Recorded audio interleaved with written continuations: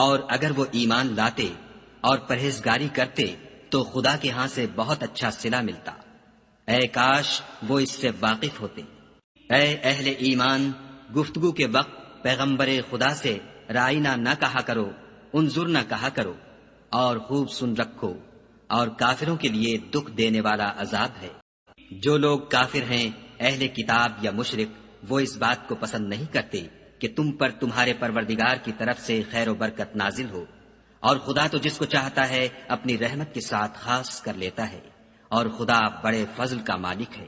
ہم جس آیت کو منسوخ کر دیتے یا اسے فراموش کرا دیتے ہیں تو اس سے بہتر یا ویسی ہی اور آیت بھیج دیتے ہیں۔ کیا تم نہیں جانتے کہ خدا ہر بات پر قادر ہے؟ تمہیں معلوم نہیں کہ آسمانوں اور زمین کی بادشاہت خدا ہی کی ہے، اور خدا کے سوا تمہارا کوئی دوست اور مددگار نہیں۔